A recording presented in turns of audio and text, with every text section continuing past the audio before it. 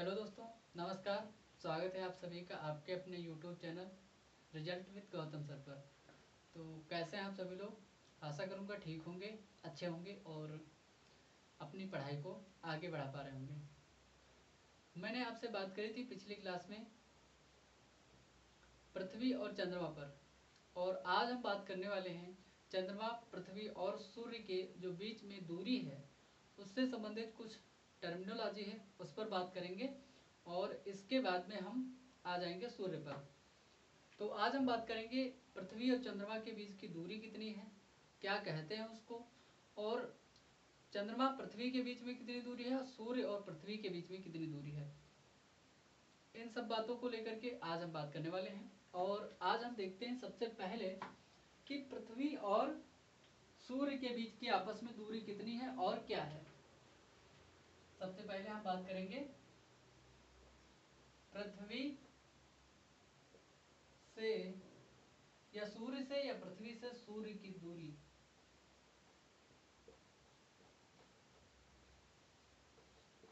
पृथ्वी से सूर्य की दूरी पर हम लोग बात करेंगे सबसे पहले। आज मैं बात कर रहा था आपसे पृथ्वी से सूर्य की दूरी पर। इसमें दो प्रकार की दूरी होती है। सबसे पहले जब हम देखते हैं कि देखिए पृथ्वी सूर्य का चक्कर लगाती है, आप थोड़ा सा समझिए इस चीज को। आपका ये सन है, इस सूर्य का पृथ्वी क्या करती है, इसके चारों ओर आपके दीर्घवृत्ताकार शेप में, मान लिया ये पृथ्वी है, एक यहाँ पर पृथ्वी है, ठीक। तो ये जो पृथ्वी है ये इलेप्टिकल शेप में ये सूर्य का जो है चक्कर लगा रही है, ठीक। तो ऐसे ये सूर्य का चक्कर लगाती है, ठीक है। तो जो पृथ्वी चक्कर लगा रही है ये है आपकी अर्थ, ये है अर्थ। यहाँ से पृथ्वी की जो है निकटतम दूरी है और यहाँ से पृथ्वी की अधिकतम दूरी है। जब यहाँ पर निकटतम दूरी होती है, सबसे कम दूर होती है पृथ्वी, तो यहाँ पर होती है। अगर जो सबसे दूर होती है पृथ्वी तो यहाँ पर उसकी अधिकतम दूरी होती है, अधिकतम दूरी होती है सूर्य से। और यहाँ सबसे नजदीक होती है, जिसको हम कहते हैं निकटतम दूरी सूर्य से पृथ्वी की। जब हम बात करते हैं तो इन दोनों के बीच की जो आपस की दूरी है वो कितनी है, क्या है, इस चीज को आप समझिएगा, इस चीज को आप समझ सकते हैं। तो यहाँ पर जो आपकी है अधिकतम दूरी पृथ्वी की, तो ये है आपकी 15.2 करोड़ किलोमीटर। 15.2 करोड़ किलोमीटर है ये। और ये है आपकी 14.7 करोड़ किलोमीटर, क्योंकि ये निकटतम है, सबसे नजदीक दूरी। इस चीज को आप ध्यान रखेंगे, क्योंकि ये जब दूरी होती है गर्मियों का जब महीना आता है, जून के समय, जून के समय जब आप देखते होंगे, तो जब जून के समय आप देखते हैं तो यहाँ पर आपका एक डेट आती है, एक तिथि आती है 4 जुलाई के समय। कब? 4 जुलाई को जो पृथ्वी होती है आपकी, 4 जुलाई को, तो 4 जुलाई को जो पृथ्वी होती है सूर्य से सर्वाधिक दूर होती है अपने राउंडेबल क्रम में, मतलब दीर्घवृत्ताकार में, दीर्घवृत्ताकार है ये, ठीक, इलेप्टिकल। तो ये दीर्घवृत्ताकार जो शेप में चलती है पृथ्वी, तो 4 जुलाई को पृथ्वी अधिकतम दूरी पर होती है सूर्य से। और जब 3 जनवरी जब आता है आपका, 3 जनवरी, तो 3 जनवरी को जो पृथ्वी होती है सूर्य से सबसे ज्यादा नजदीक, अर्थात 14.7 करोड़ किलोमीटर दूरी पर होती है। और जब यहाँ पर होती है अधिकतम दूरी पर, तो 4 जुलाई को सबसे ज्यादा दूर पृथ्वी से सूर्य से होती है 15.2 करोड़ किलोमीटर की दूरी पर, ठीक है। तो इस चीज को आप लोग देख लेंगे, फिर मैं इसको नोट करवा दे रहा हूँ। और यहीं पर एक चीज और आप देख लीजिए, जब अधिकतम दूरी पर होती है तो हम इसको कहते हैं अपसौर की अवस्थिति या अपसौर की स्थिति। क्या कहते हैं? अपसौर की स्थिति। और जब न्यूनतम दूरी पर होती है तो इसको हम कहते हैं उपसौर, अप और उपसौर, ठीक है। क्या कहते हैं? निकटतम दूरी पर होती है तो उपसौर कहते हैं। जब ये दक्षिणी अपने दक्षिणी ध्रुव पर होती है, दक्षिणी हिस्से पर होती है, तो ये होती है आपकी साउथ वाले रीजन पर, ठीक। और यहाँ पर होती है सर्वाधिक जब दूर होती है तो ये नॉर्थ रीजन पर होती है, ठीक है, नॉर्थ साइड में। तो इसको आप लोग नोट कर लेंगे, तब हम बात करेंगे इस पर, पृथ्वी और सूर्य की दूरी पर, आपसी दूरी पर। अब आपको फिगर में समझ में आ गया है कि मतलब कैसे कितनी दूर है पृथ्वी अवस्थित है, या सूर्य से कितनी दूरी है पृथ्वी के बीच में। जब हम बात करेंगे यहाँ पर, तो जो पृथ्वी से सूर्य की दूरी है, तो यहाँ पर दो प्रकार की दूरी है, मैंने आपको बताया। एक तो यहाँ पर है अधिकतम, मतलब मैक्सिमम डिस्टेंस ऑफ द सन। तो अधिकतम दूरी जो है यहाँ पर 15.2 करोड़ किलोमीटर है, ठीक है, करोड़ किलोमीटर अधिकतम दूरी है, ठीक है। और मैं बात कर रहा था आपसे, जो अधिकतम दूरी है उसको क्या कहते हैं, आ से अधिकतम होती है, और आ से होता है आपका अपसौर। अपसौर की स्थिति होती है, अपसौर की स्थिति होती है, ये अपसौर की स्थिति आपको किस तिथि को मिलेगी, 4 जुलाई को मिलेगी। सबसे ज्यादा दूरी पृथ्वी और सूर्य की आपसी दूरी, ठीक है। तो ये 4 जुलाई को सबसे ज्यादा दूरी होती है यहाँ पर, और ये होती है आपकी सबसे ज्यादा दूरी 4 जुलाई को किस मतलब 4 जुलाई को सबसे ज्यादा दूरी होती है, इसको अन्य नाम देते हैं। और ये किस छोर पर होती है, नॉर्थ या साउथ पर, तो ये होती है उत्तरी हिस्से पर। उत्तरी हिस्से मतलब सूर्य से उत्तर दिशा में जब होती है, नॉर्थ साइड पर, तब ये सबसे ज्यादा दूर होती है, ठीक है। तो इसको हम लोग किस नाम से जानते हैं, देखिए अधिकतम है तो इसको हम अपसौर या अपहेलियन के नाम से जानते हैं। क्या नाम एक और है इसका, इंग्लिश नेम क्या है, अपहेलियन या अपसौर। इतना आप लोग समझ गए होंगे, ठीक है। तो ये है आपकी अधिकतम दूरी सूर्य से पृथ्वी की। अब मैं बात करूं आपसे न्यूनतम दूरी की, मतलब न्यूनतम सबसे नजदीक पृथ्वी कब होती है सूर्य से, इस पर बात करते हैं कि ये सबसे कम दूरी कब होती है, निकटतम। अब हम बात कर लें इस पर कि निकटतम दूरी कब होती है। हमने बात कर ली इस पर कि अधिकतम कब है। तो जब न्यूनतम दूरी है तो इसकी है पृथ्वी से सूर्य की निकटतम दूरी 14.7 करोड़ किलोमीटर, ठीक है। तो 14.7 करोड़ किलोमीटर जो दूरी है सूर्य से पृथ्वी की निकटतम दूरी है, सबसे कम दूरी है, न्यूनतम दूरी है, मिनिमम दूरी है, मिनिमम डिस्टेंस ऑफ द सन, ठीक है। तो जब हम इसकी बात करते हैं, इसको क्या कहते हैं, कम मतलब न्यूनतम दूरी को क्या कहते हैं, इसको नाम देते हैं उपसौर। ये उपसौर होती कब है, ये उपसौर होती है आपकी 3 जनवरी को। उपसौर की अवस्थिति कैसी होती है, 3 जनवरी को आपको अब उपसौर की अवस्थिति होती है। ये देखिए 3 जैसा बना है उ, और ये भी क्या है 3, ठीक है। तो ऐसे आप याद रख लीजिए, उपसौर मतलब 3 जनवरी को, ठीक है। और अप अधिकतम दूरी पर, अब कब होगा अधिकतम, उप मतलब मिनिमम दूरी पर, ठीक है। आप याद करने का कुछ भी तरीका बना सकते हैं, अपना सकते हैं, इस चीज को ध्यान रखिएगा। अब हम बात कर रहे थे आपसे 4 जनवरी को होती, 3 जनवरी को होती है। 3 जनवरी को ये अपनी न्यूनतम दूरी पर होती है, और आपके दक्षिणी ध्रुव पर होती है। कहाँ पर, उसके सूर्य से साउथ रीजन पर होती है, दक्षिणी हिस्से पर होती है।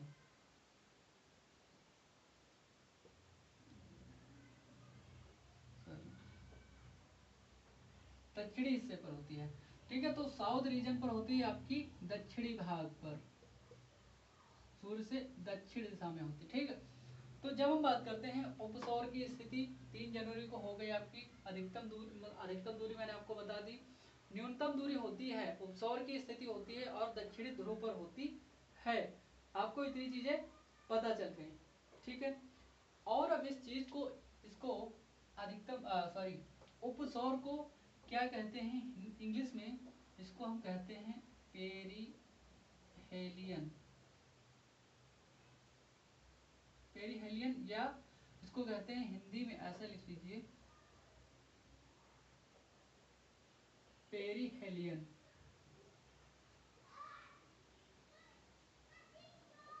ठीक है, तो ये या है, तो इसको ऐसे पेरीहेलियन कहते हैं। ठीक है, इस चीज को आपको याद रखना पड़ेगा। अब आपने बात कर ली सूर्य से पृथ्वी के बीच की दूरी, और हमारी जो चंद्रमा है उसके बीच की भी दूरी तो होगी कुछ ना कुछ, तो उसको भी हम लोग यहाँ पर देख लेते हैं कि चंद्रमा से पृथ्वी के बीच की दूरी कितनी है। अधिकतम दूरी इसकी मैंने बता दी आपको 15.2 करोड़ किलोमीटर। न्यूनतम दूरी कितनी है? 14.7 किलोमीटर। और अधिकतम को क्या कहते हैं? अपसौर की स्थिति कहते हैं, और न्यूनतम को हम क्या कहते हैं? उपसौर की स्थिति कहते हैं। उपसौर में उप जैसे 3 बनता है तो वैसे ही 3 जनवरी को होता है, और अधिकतम जो होता है आपका जो अपसौर की स्थिति होती है तो उसमें कितना कब होता है? वो होता है आपका 4 जुलाई को उत्तरी क्षेत्र पर, उत्तरी हिस्से पर। ठीक है, तो उसको हम इसकी हमने बात कर ली। अब हम बात करते हैं पृथ्वी से जो है चंद्रमा के बीच की दूरी कितनी है इसकी। अब हम बात करेंगे कि चंद्रमा के बीच की दूरी कितनी है।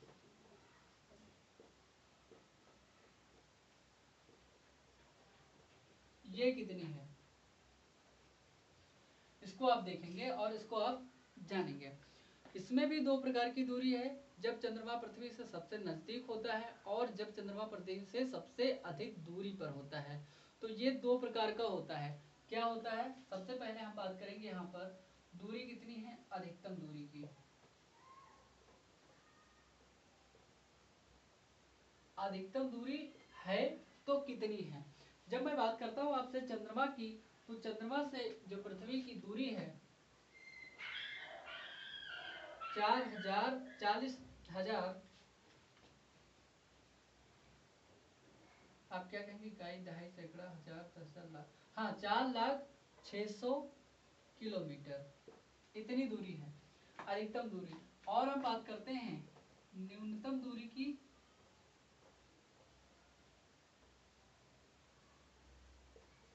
इसकी जो न्यूनतम दूरी है वो है आपकी यहाँ पर 3,56,000 किलोमीटर।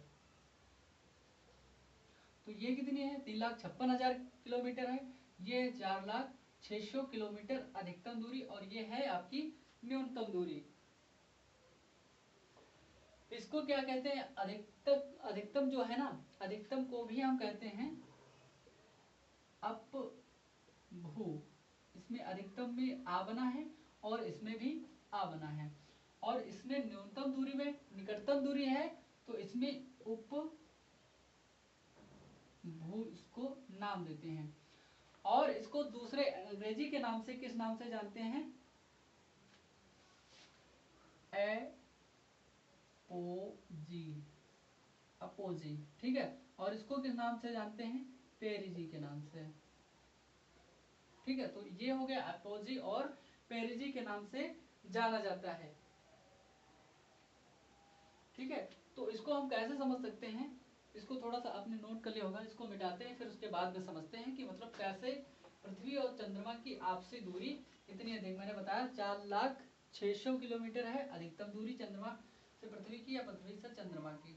और जो न्यूनतम दूरी पर जब चंद्रमा आता है पृथ्वी का चक्कर लगाते हुए, तो उसकी जो दूरी होती है 3,56,000 किलोमीटर होती है। जब हम बात करते हैं आपके पृथ्वी की, तो अब सेंटर में कौन आ जाएगा? अर्थ आपका पृथ्वी का। और चंद्रमा और पृथ्वी के बारे में हम जानकारी आपको पहले से दे चुके हैं ना। ठीक, तो ये आ गई आपकी अर्थ या पृथ्वी।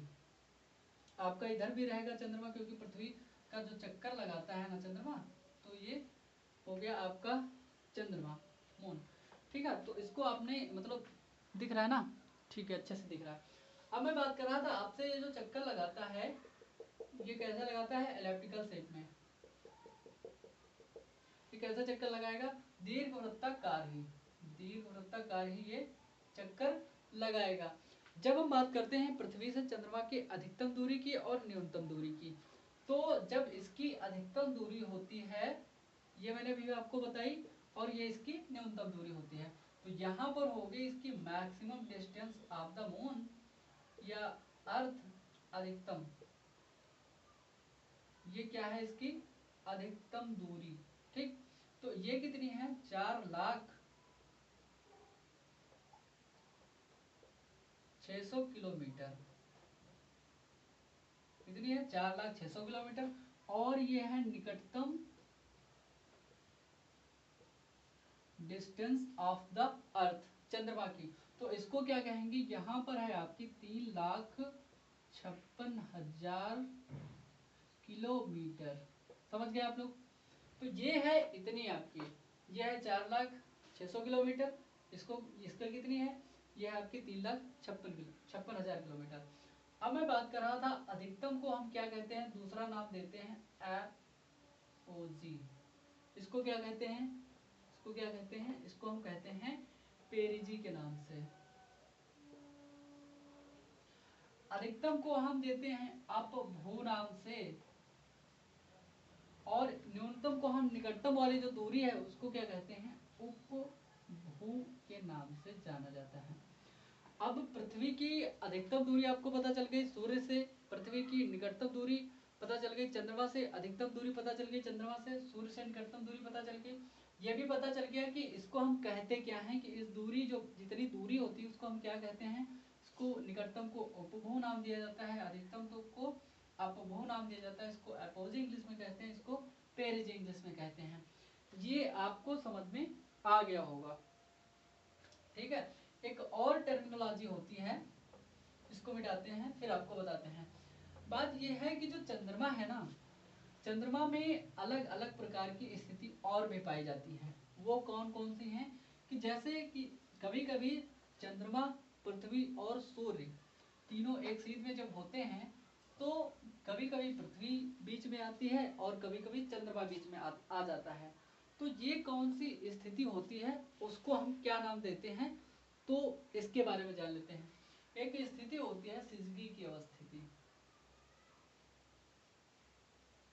सिजगी, सिजगी की अवस्थिति क्या होती है, जब चंद्रमा, पृथ्वी और सूर्य, जैसे चंद्रमा हुआ, पृथ्वी हुई, सूर्य हुई, तीनों एक सीध में जब आ जाते हैं तो उसको कहते हैं सिजगी की अवस्था में आ गए हैं तीनों।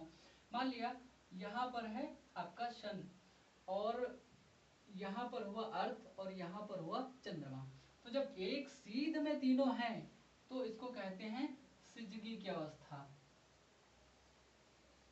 ठीक, तो ये क्या हो गई आपकी, ये हो गया सन, ये हो गई अर्थ, ये हो गया आपका मून। तो ये तीनों जब एक ही सीध, मतलब एक ही सीधी रेखा में आ जाते हैं, और चाहे पृथ्वी इधर आए चाहे चंद्रमा उधर रहे, दोनों का इससे मतलब फर्क नहीं पड़ता है, चाहे चंद्रमा इधर रहे चाहे सूर्य, मतलब सूर्य तो अपनी जगह पर है, चाहे पृथ्वी इधर आ जाए, तो दोनों कहीं न कहीं दो अवस्थाएं ऐसी बनती हैं कि ये तीनों जो है एक सीध में आ जाते हैं, एक रेखा में आ जाती हैं। कभी चंद्रमा इधर आएगा तो कभी पृथ्वी इधर जाएगी। तो ये दो स्थितियां होती हैं, इनको कहते हैं युति और वियुति, कंजक्शन और अपोजिशन। इन दोनों को आप लोग समझ लीजिए कि होता क्या है, सिजगी क्या होता है। तो इसको आप लोग अब लिख भी सकते हैं और लिख लेते हैं हम लोग। होता क्या है कि जब पृथ्वी, सूर्य और चंद्रमा, जब पृथ्वी, सूर्य और चंद्रमा, क्या होता है, जब पृथ्वी, सूर्य और चंद्रमा तीनों एक सीध में आ जाते हैं, या तीनों एक रेखा में आ जाते हैं, तीनों एक सीध में आ जाते हैं,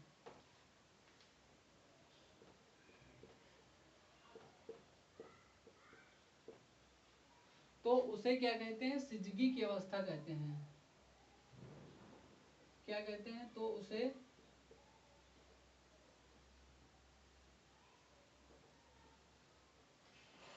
सिजगी की अवस्था कहते हैं, ठीक है, या सिजगी कहते हैं। तो उसको हम क्या कहते हैं, सिजगी कहते हैं। बात ये होती है सिजगी के दो प्रकार होते हैं। पहला टाइप ऐसा होता है, एक जिसको कहते हैं, इंग्लिश में बाद में लिखिएगा, इसको कहते हैं युति, युति की अवस्था। युति को इंग्लिश में कहते हैं हम लोग कंजक्शन।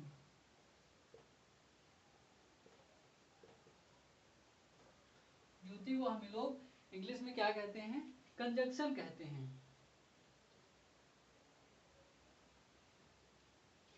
होता क्या है युति में, जब सूर्य और पृथ्वी आपस में होते हैं, पृथ्वी सूर्य का चक्कर लगा रही होती है, तो चंद्रमा जब आपस में बीच में आ जाए तब युति की अवस्था होती है, कंजक्शन की अवस्था होती है।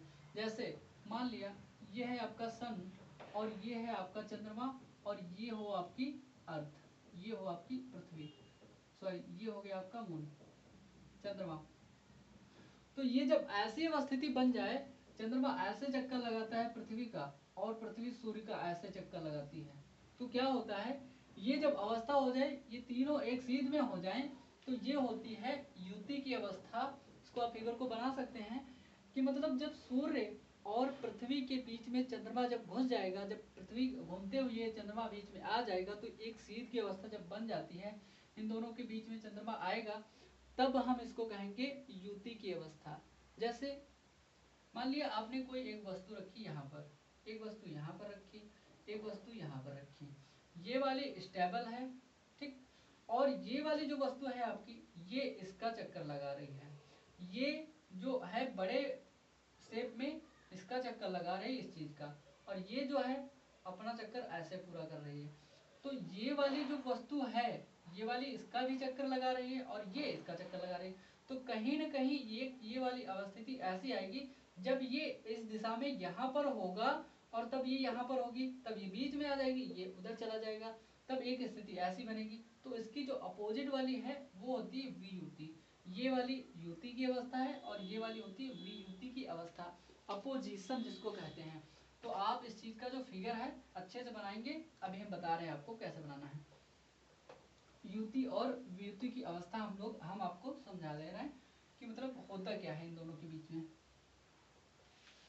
तो सिजगी को हम पहले मिटा देते हैं, तीनों अब जब एक सीध में आ जाएंगे तो सिजगी की अवस्था हो जाएगी, आपको पता चल गया है। अब हम बात करेंगे युति और वियुति की अवस्था पर क्या होता है। सबसे पहले हम बात करते हैं युति की अवस्था में इसमें क्या होता है। युति को मैंने आपको बताया कि कंजक्शन कहते हैं। क्या कहते हैं, कंजक्शन। कंजक्शन की अवस्था होती है ये, ठीक।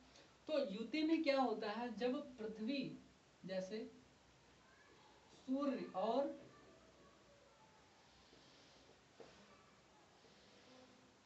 पृथ्वी के बीच में कौन आएगा, चंद्रमा आएगा ना। तो चंद्रमा बीच में जब आ जाएगा तो चंद्रमा को दूर लिख देते हैं। चंद्रमा जब बीच में के बीच चंद्रमा जब आ जाता है तो कौन सी अवस्था होगी, तो हो जाएगी आपकी युति की अवस्था, तो उसको युति कहते हैं, ठीक। अब जब मैं देखता हूं कि वियुति की अवस्था होती है तो इसका जस्ट अपोजिट होता है, क्योंकि सूर्य तो पृथ्वी का चक्कर लगा नहीं रहा, पृथ्वी सूर्य का चक्कर लगाएगी, तो पृथ्वी अब बीच में आएगी और चंद्रमा उस साइड चला जाएगा। तो इसकी अपोजिशन जो होता है, तो इसके अपोजिट में होती है एक स्थिति वियुति की अवस्था, इसको कहते हैं अपोजिशन, TION लिखा है ये, अपोजिशन, ठीक है। तो ये हो गया आपकी अपोजिशन की अवस्था।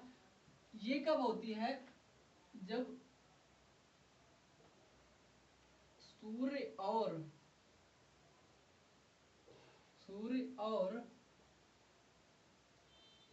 चंद्रमा के बीच में कौन आ जाएगा आपका, चंद्रमा के बीच में आ जाएगी आपकी पृथ्वी, तो जब पृथ्वी बीच में आ जाती है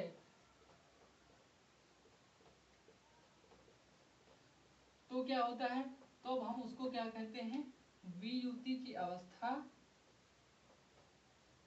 हम लोग कहते हैं।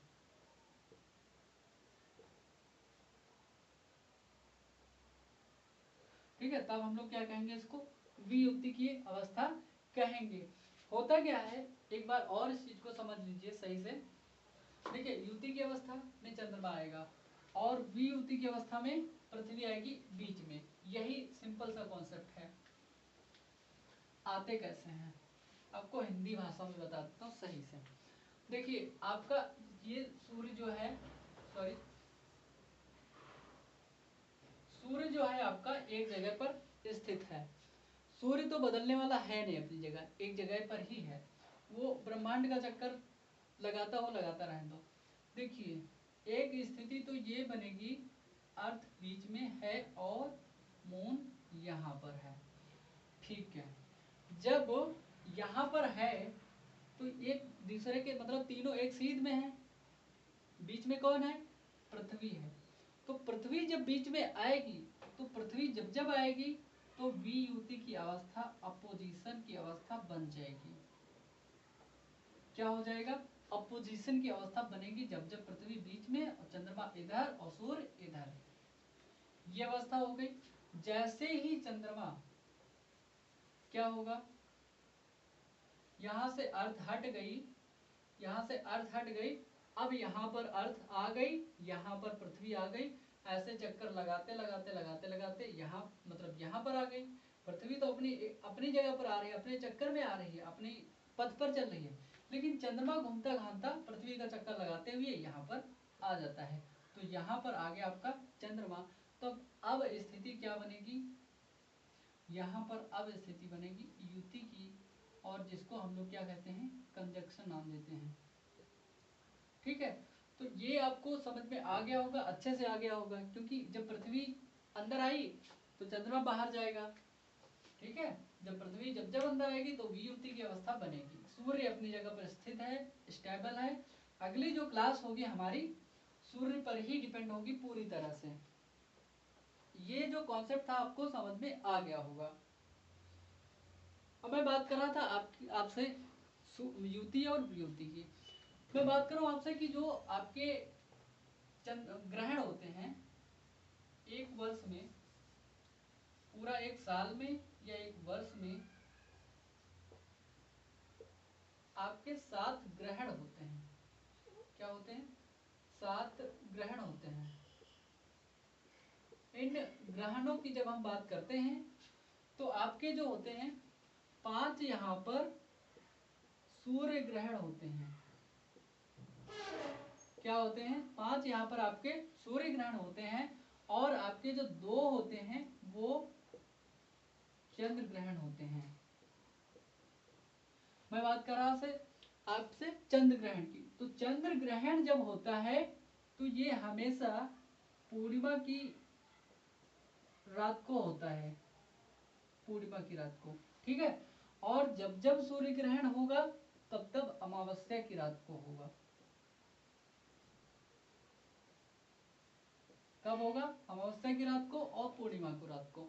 तो मैंने आपको बताया कि जब चंद्र ग्रहण होता है, ठीक है, तो पूर्णिमा को रात को होता है, क्योंकि उस समय पर जो चंद्रमा होता है पूरा दिखाई देता है लगभग, मतलब इससे जो भी 59% भाग हम लोग देख पाते हैं उससे भी ज्यादा दिखाई देता है। ठीक है, तो आपका 5 होता है सूर्य ग्रहण, 2 होता है चंद्र ग्रहण।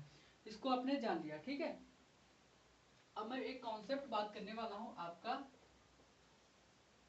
जब चंद्रमा ब्लू दिखाई देता है, नीला दिखाई देता है, तो ब्लू मून किसको कहते हैं, इस चीज को देखिए। एक महीना होता है, उस महीने में जो 2 पूर्णिमाएं हो जाती हैं। कभी कभी ऐसा होता है कि एक ही मंथ में 2 पूर्णिमा हो जाती हैं।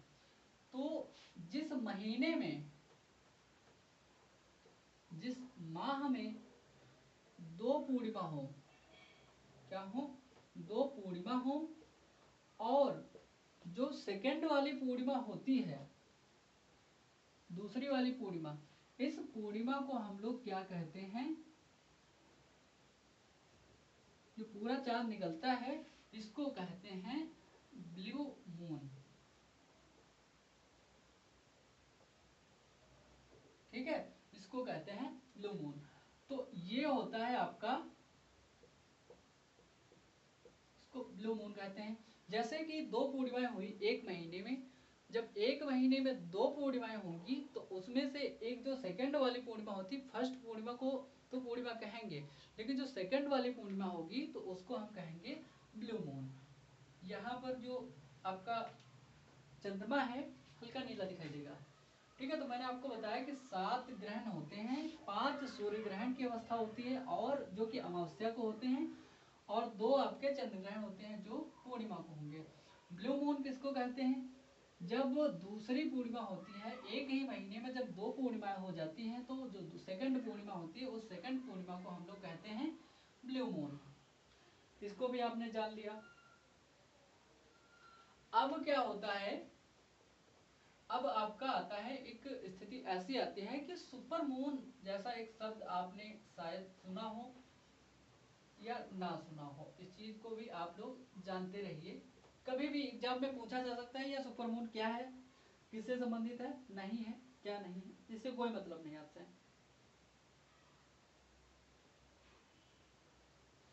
ठीक है, तो होता क्या है, जब चंद्रमा आपका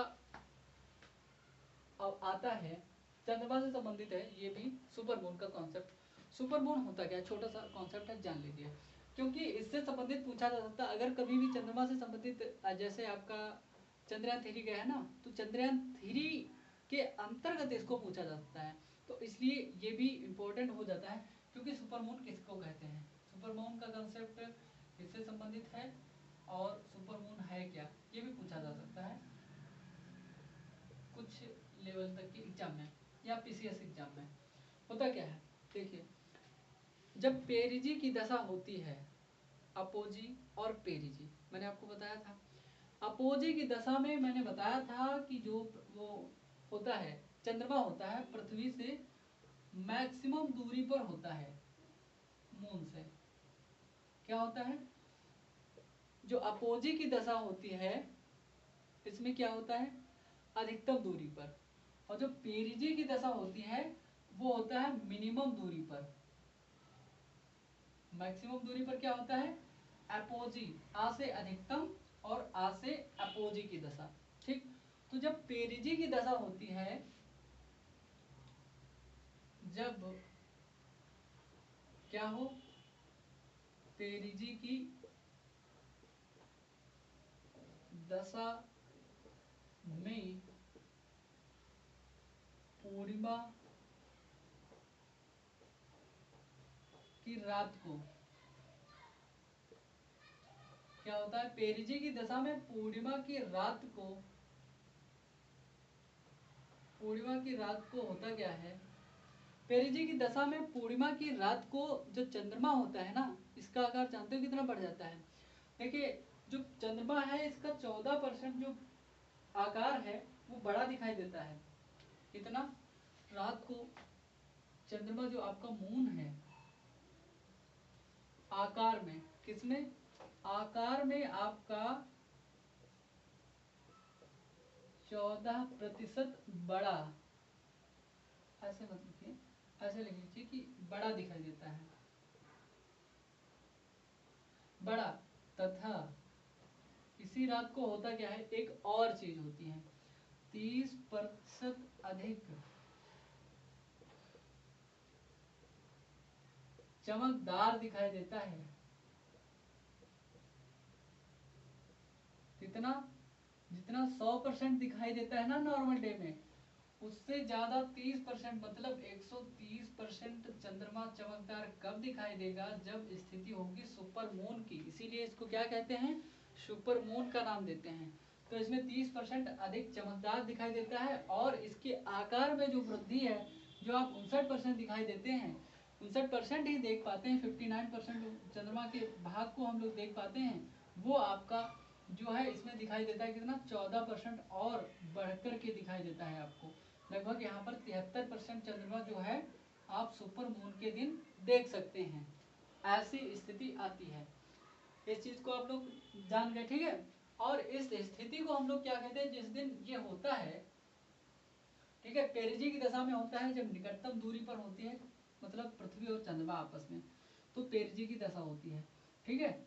और जब इसमें होता क्या है, 14% अधिक आकार बड़ा चंद्रमा का दिखाई देता है और 30% अधिक चमकदार भी दिखाई देता है। और इस स्थिति को हम क्या कहते हैं, इस स्थिति को हम लोग कहते हैं सुपर मून की स्थिति, या चंद्रमा जब ऐसा मतलब ऐसे स्थिति में पहुंच जाता है तो इसको हम कहते हैं सुपर मून।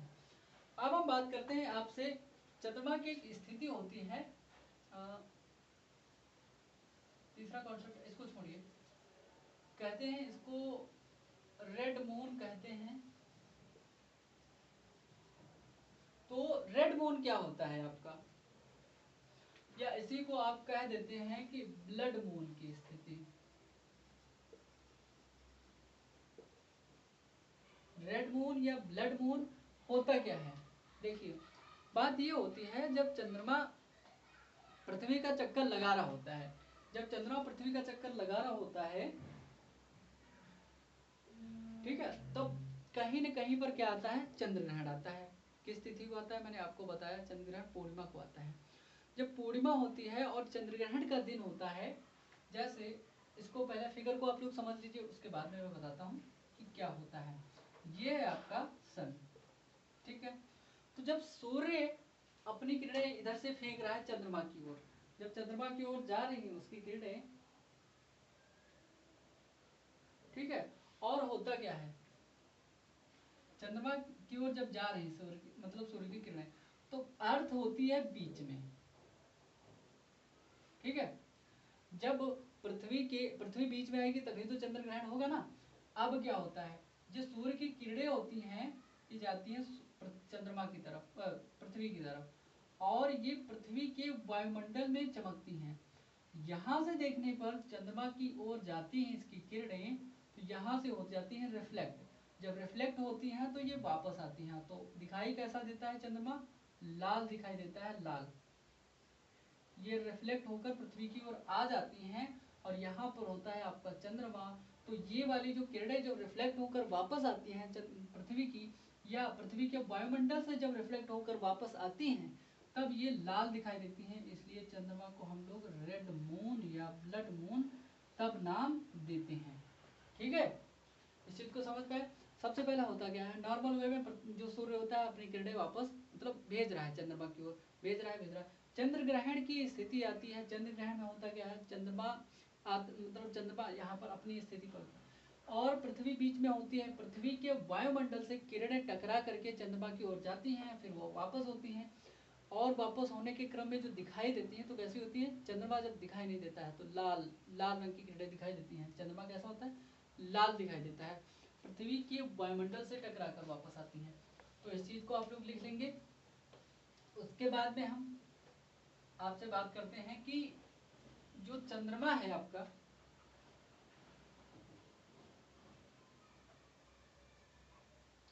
होता क्या है, जब चंद्र ग्रहण होता है, क्या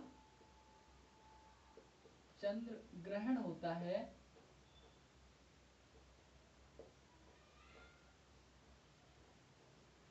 तो जब सूर्य की किरणें होती है ना, सूर्य की किरणें पृथ्वी के वायुमंडल के ऊपरी हिस्से पर क्या होता है, पृथ्वी के वायुमंडल के ऊपरी भाग, कहां से, ऊपरी भाग, कहां से टकराती है, आपके ऊपरी भाग,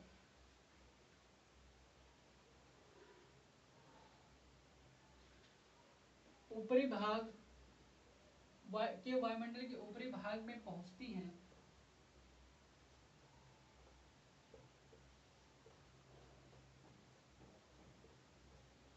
ऊपरी भाग में पहुंची, फिर उसके बाद में होता क्या है, जो लाल किरणें होती हैं पहुंचती हैं, तो लाल किरणें ही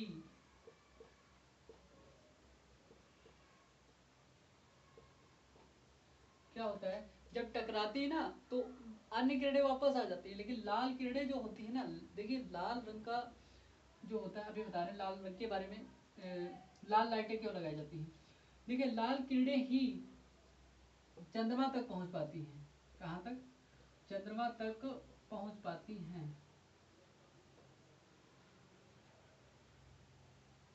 लाल किरणें ही चंद्रमा तक पहुंचती हैं। समझ गए आप लोग? ठीक है। तो लाल किरणें ही चंद्रमा तक जब पहुंच पाती हैं तो चंद्रमा में चंद्र ग्रहण होता है, तो वो जो है मतलब एकदम लाल नजर आता है। जब लाल किरणें यहाँ पर पहुंचेंगी, रिफ्लेक्ट होकर हमारे मतलब आंखों तक पहुंचेंगी, तो लाल ही तो यहाँ पर दिखाई देगा। जो मून होता है लाल दिखाई देता है, हम लोगों को पता चल जाता है। होता क्या है, जब जो लाल रंग है आपका, इसकी जो एफिशिएंसी है वो बहुत ज़्यादा होती है। इसलिए जो लाइटें होती हैं, रोडों पर लाइटें जो होती हैं लाल रंग की लगाई जाती हैं। जो आपने देखा होगा, ट्रेन होती है, ट्रेन के पीछे एक हरे कलर की बत्ती होती है, एक लाल कलर की बत्ती होती है। आपने मोटरसाइकिल के पीछे देखा होगा लाल कलर की बत्ती होती है, लाल रंग का मतलब ज़्यादातर लोग लाल रंग का होता है। ठीक है, क्योंकि लाल रंग की जो एफिशिएंसी होती है, जो रात में देखने का जो होता है वो बहुत दूर तक होता है, इसीलिए दिखाई देती है। और जब आप ट्रेन की पटरी पर जब जा रहे होंगे, ट्रेन से जब जाते हैं, तो कभी कभी आप जब लाइटिंग की ओर देखे होंगे तो हरे और लाल रंग की ही आपको बत्ती जो है नजर आती है। तो उसमें लाल रंग की जो बत्ती होती है उसकी जो एफिशिएंसी सबसे ज़्यादा होती है, इसलिए लाल रंग का मतलब यहाँ पर लाल रंग दिखाई देता है। और लाल रंग की जो किरणें होती हैं चंद्रमा तक पहुंच जाती हैं, और इसीलिए एफिशिएंसी लाल रंग को मतलब लाल रंग की किरणों की जो एफिशिएंसी होती है वो ज़्यादा होती है, इसलिए चंद्रमा तक पहुंचने वाली किरणें क्या है, लाल हैं। इसीलिए जो आपका चंद्रमा है ना, ब्लड जैसा दिखाई देता है, लाल लाल। तो इसीलिए इसको ब्लड मून भी कह देते हैं हम लोग। क्या कह देते हैं? ब्लड मून भी हम लोग कह देते हैं। तो आज की क्लास आप लोगों को कैसी लगी बताएंगे आप लोग कमेंट बॉक्स में कमेंट करके। और ये जो कॉन्सेप्ट था, ये डिस्टेंस थी, ये दूरी के बारे में आप लोग क्या कहना चाहेंगे, चंद्रमा के बारे में और सूर्य के बारे में, पृथ्वी के बारे में क्या कुछ जानकारी आप लोगों को इससे अच्छी जानकारी मिली या पहले से ज़्यादा थी, उसके बारे में आप लोग कमेंट बॉक्स में कमेंट करेंगे। और आज जो है आपकी क्लास ऐसे ही कंटिन्यू आप लोगों को मिलती रहेगी। मिलते हैं आपकी नेक्स्ट क्लास में, तब तक के लिए आप सभी का बहुत बहुत तहे दिल से शुक्रिया, धन्यवाद। अपना ख्याल रखिए, छोटों का बड़ों का भी।